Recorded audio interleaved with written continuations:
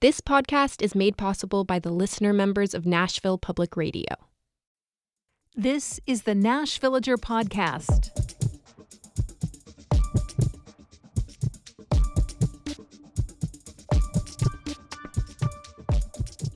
It's January 27th, 2026, and on this day in 1940, folks in Middle Tennessee were walking and even driving on the Cumberland River.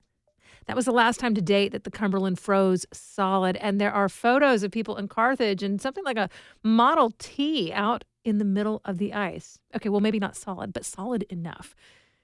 Now, it's never been normal for the rivers here to freeze. We've got records of it happening in Nashville just a few times in history. 1905, 1893, 1876, and way back in 1779 when the city's founders had just arrived here.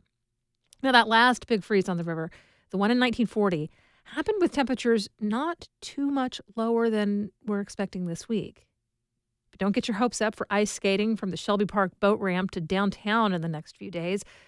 The river's a fairly different waterway now, thanks to all the dams that have been constructed since then. It's deeper, the flow is more consistent, and the current is stronger. All of those factors make it much harder for a river to ice over that way. I'm Nina Cardona, and this is your daily digest of what's happening around Middle Tennessee with historical context from Nashville Public Radio, WPLN News. Well, the river may not freeze this week, but I think it's safe to say we're in the middle of one of those weather events that Middle Tennessee will be talking about for years to come. I've lived here most of my life. I'm accustomed to most snowstorms having a strong component of ice, at least on the roads, but I have never heard tree after tree after tree drop limbs again and again and again. The Nashville Electric Service told us on Sunday that we set a utility record for power outages, and it's going to take a while longer yet for those to be restored. They've pulled in extra line crews from other parts of the U.S. It's all hands on deck, but it's also very many individual cables that have snapped or been pulled down. So many poles that need to be reset. An outage like this raises all kinds of questions that will likely keep resounding for a while after the ice does thaw. Why aren't more power lines buried? Do we trim our trees as much as we should? I mean, just the sheer loss of trees is something that we'll be looking into farther down the line. How many were lost in this storm? Will the now misshapen trees that split or lost significant limbs continue to live? Or do those need to be removed? Do we plant the right kinds of trees in Nashville? How are we going to restore those losses to our tree canopy? In the WPLN newsroom, we're also realizing some of the difficulties in parsing out the information that's available in the middle of these events. We know how many NES customers lost power, but that's not the same as the number of people directly affected. Some of those are businesses that wouldn't have opened up on a snowy day anyway. But of the customers, as they say, that are households, how many people live in those homes? How many human beings are sitting in the cold trying to figure out how or when they'll be warm again? And of course, looking forward, there's always a review to be done of how we handled everything. Was there more that we as a community could have done to prepare, to respond? These kinds of storms highlight our weaknesses. Is there any way that we could become a little bit stronger? Now, a lot of that is for another day. For the moment, the important thing is to meet the needs of people who are dangerously cold or stranded. But I'm sure some of these thoughts are percolating in your own mind. And rest assured, they are topics of discussion amongst our team. And when we do finally thaw out, we'll still be following the story, trying to track down as many answers to those questions as we can find for you.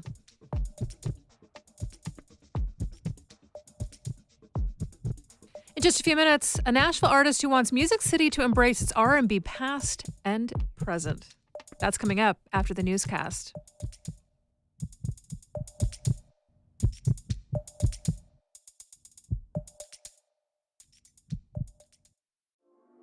Best journalism in the nation. That's an apt description for a lot of what you hear on WPLN News. The proof this spring is in the array of journalism awards coming in. The Supermajority podcast won 3 national contests. Our investigative reporting, partnered with ProPublica, was named some of the best education coverage in the country. And for arts and culture, This is Nashville, and our music journalism are being honored on the national stage. We're proud, and you can be too. Here's the latest from WPLN News. Hundreds of thousands of Nashvillians are grappling with the impacts of this weekend's ice storm. And for those who lost power, Nashville Mayor Freddie O'Connell warns it could still be a long road ahead. This is not something that anybody should expect we'll have done by sunset tonight or the time we wake up tomorrow. This is going to take most of the week. It is a multi-day event to get through all this. Nashville Electric Service has been hard at work replacing broken utility poles and hanging new electric wire. But as O'Connell said, it will take time. Now, Nashville did experience an unprecedented volume of homes and businesses without power on Sunday. NES set a new record with 230,000 simultaneous outages. But WPLN's Caroline Eggers says that number can disguise the extent of the impact.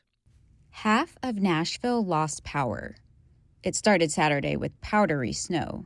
But by nightfall, frozen water began blanketing the town with upwards of half an inch of ice. Before sunrise, many residents woke to the sound of thunderous claps of trees ripping apart, followed by many avalanches of snow and ice. As tree limbs snapped, utility poles cracked and electricity wires drooped towards the ground. By Sunday afternoon, the Nashville Electric Service broke its record. Based on the local average of people per household, the number of outages reported by NES, which also covers parts of 6 other counties, means as many as 500,000 people lost power in the Nashville area. And new outages may form as gusts of wind strike tree limbs already laden with ice. At the time of this recording, the NES outage map currently shows about 130,000 customers still without power. The company recommends that residents check the parts of their homes that receive electricity from utility power lines in case they also need electricians to help restore power. Well, although the work is underway, a lot of people are still without heat now for several days. North Nashville resident Sean Smith thought he would escape the cold by moving to Nashville. I just moved here 2 weeks ago from Michigan. Freezing. Yeah, I just moved here 2 weeks ago, and this is what happened. My new house. Oh my God. I mean, it might take a couple of days. Like, are you ready for that? Yeah. Oh no, I'm not ready. I'm gonna have to get a hotel. I was thinking about getting a hotel room today. Yeah, I know a lot of So people I don't do know. Yeah, that's my next plan. If they don't cut it on today, I'm probably gonna get a hotel room. Well, hotel rooms are filling up in Nashville as the storm continues. Catherine Madison and her family checked into a hotel in Midtown on Sunday because she was worried about her children and how cold it would get at night. So far, she says her kids have been treating their hotel stay like an adventure. They like to pack their own bags. So my 6-year-old packed his backpack, and she packed her own little unicorn backpack, and then I packed everybody else. What do they normally bring when they pack their own bags? A lot of stuffies. We've got a lot of stuffies with us. We've got our iPads and our Nintendo Switches, and a lot of books. Madison says they booked their room for at least 3 nights, and lots of other locals had the same idea. That hotel was fully booked already on Sunday. Nashville's continuing to offer expanded overnight warming shelter options for people to stay warm and safe. After just a few dozen used the facilities on Sunday night, yesterday Metro began helping take people to these shelters if they're unable to get there on their own. Fire stations and most police precincts are available for warming. The most equipped are the Nashville Fairgrounds and 2 community centers, Southeast and Madison. They have cots for sleeping, and the Fairgrounds location is serving meals. Metro Police Chief John Drake urged residents who've stayed overnight in homes without power to accept the reality that it could still be several more days before the lights come on. I know a lot of people bundled up throughout the night and braved it, but tonight is going to be very, very cold. Please consider one of the shelters if you can. We've partnered with the fire department to give people of Nashville transports to warming centers and to shelters. Metro set up a phone line to call for a ride to the shelter.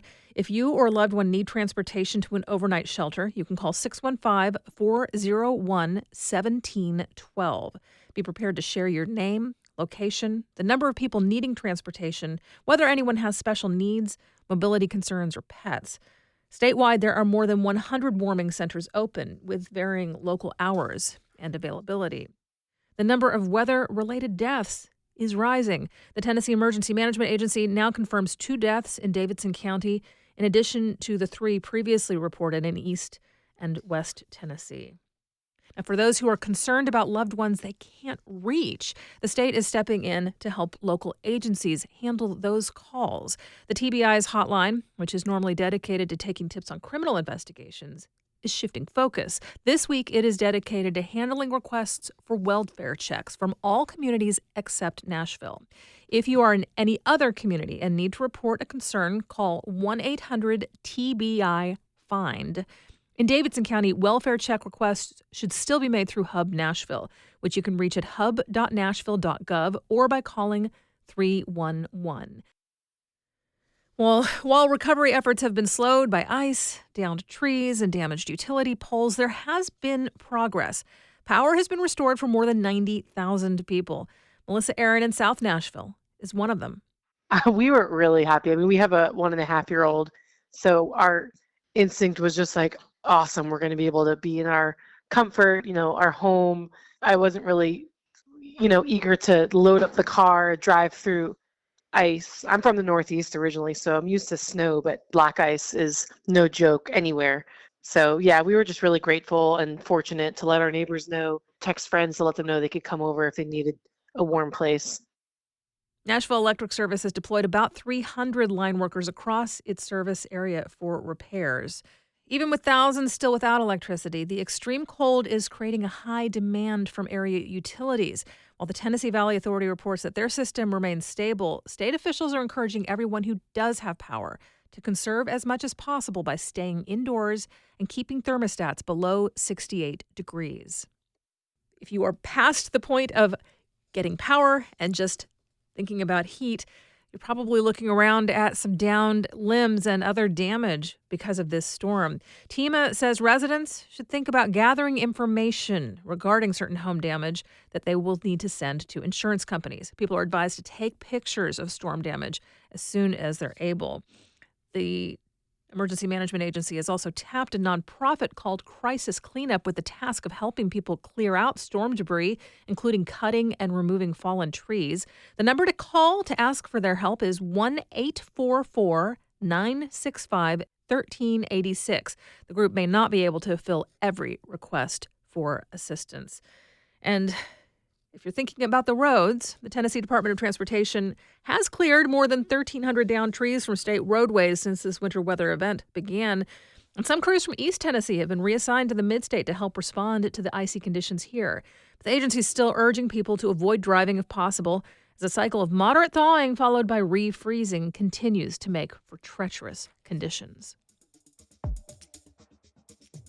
You'll find more news anytime at WPLN.org. Nashville R&B artist Shelldhn grew up watching his city sell itself as the destination for people with country music dreams. He also saw the industry ignore homegrown black talent. Now he's become a champion of Nashville's grassroots R&B community. And senior music writer Julie Height says he's bringing a lot to the table, from his intellect to his world-class voice. On a chilly November night, Shelldhn has brought a new demo to his producer, KJ. He could come in with something like he's coming with today. Like, yo, I got a demo I've been working on. Like, can you add this, that, and the third to it? You're a genius. Shelldhn listens enthusiastically as the producer adds to the track. Then the artist gets on the mic, improvising the melody, runs, and harmonies. But it's habitual, hopping locked on caution mode. If you gon' let me down, if you gon' let me down, if you gon' let me down, if you gon' let me down. Shelldhn says his ear for vocal parts goes back to church. His mom led choirs for congregations all over Nashville. I'll never forget, I was 8 years old, my first solo ever. That was the first time I ever sang in public. Love is patient, love is kind, love is humble, all the time, not easily angered. Seeing people's reaction to that and seeing how the spirit moved, I'm like, wow, you can actually compel people through your voice. Shelldhn's parents met in the theater program at TSU and eventually put him in their church theater productions. He had the makings of a showbiz kid. If it were up to me, I would have been on Disney Channel at age 10 with my own sitcom with music and movies. I would have been doing the whole do. He didn't know any black performers who'd achieved the success they sought in the country music capital, so he figured that wasn't an option for him either. Plus, he had other interests. I'm a big nerd. I love biology. I love science. I love the intricacies of the human body and just how miraculous it is. And so I've always wanted to see how I could do that. Shelldhn was on track for medical school until the pandemic interrupted his plans. While working in IT, he took note of the growing number of Nashville hip-hop and R&B artists and producers he saw improvising their own paths. If it wasn't for Cole, if it wasn't for AB, Qualls, Lonerell, Jemiah, Tim Gent, Bryant Taylor, Andriana, Mike Floss, oh my gosh, Brian Brown, Chuck Indigo. There are so many amazing artists that I was inspired from locally because I saw them actively do it. So he got a slightly late start doing it too. He was 21 when he wrote his first song, but he brought his studious scientific mind to it. And I was like, I can do that. I think I have the capabilities to install my first DAW on Ableton and FL Studios and figure out how to do production. In other words, I was like, let me just lock in. See what I mean? Shelldhn didn't intend to be casual about music, and he got help from members of the music community he admired. A.B. Eastwood and Coleman let him use their studio after work to dissect production styles that fascinated him and experiment with recording. That's how Shelldhn embarked on the years-long process of making an album. And he was driving home from a cybersecurity gig one day when he got a call from the artist Lonerell. She needed to take time off from singing backup on the road with a Christian group and thought he'd be a great fill-in. He's done above and beyond, just making me proud as someone who's recommended him. I've only heard great things. Shelldhn traded IT for touring and learning the tools of the trade, including the usefulness of carrying around a portable vocal steamer. It looks almost like a plastic gas mask until he squeezes in a saline solution. This has saved me many a times when my voice is dry. He straps it to his face. And I sit like this for like 20 minutes, and I just let it steam, bruh. That's it. Having that steamer sure didn't hurt when he crammed in sessions for his own debut album between tour dates. It's called That's Hot, and it has the danceable bounce and suave loverman posture of pop R&B from the early 2000s. Looking for someone to ride with me. When the going gets tough, can you take the heat? Show me that you're really down to ride with me. Can you be my hero, my baby, my lover, my lady? Let's see if you're about that life. Can I call you Bunny? You can call me Clyde. I first heard about Shelldhn's music from other artists I follow in the Nashville R&B world.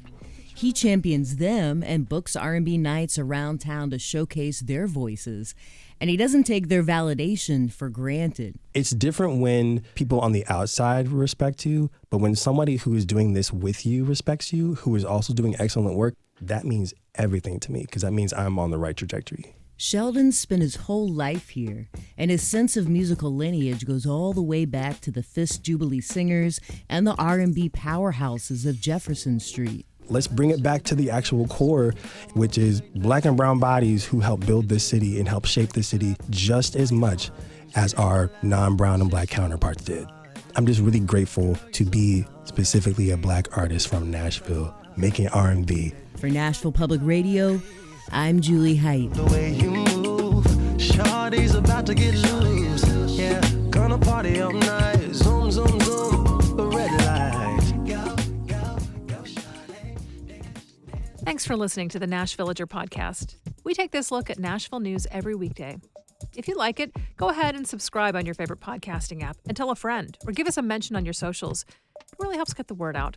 And of course, everything at WPLN News is listener supported. You can become a member at WPLN.org. And that's it for today. Thanks so much for listening. Let's make this day a good one, and we'll catch back up tomorrow.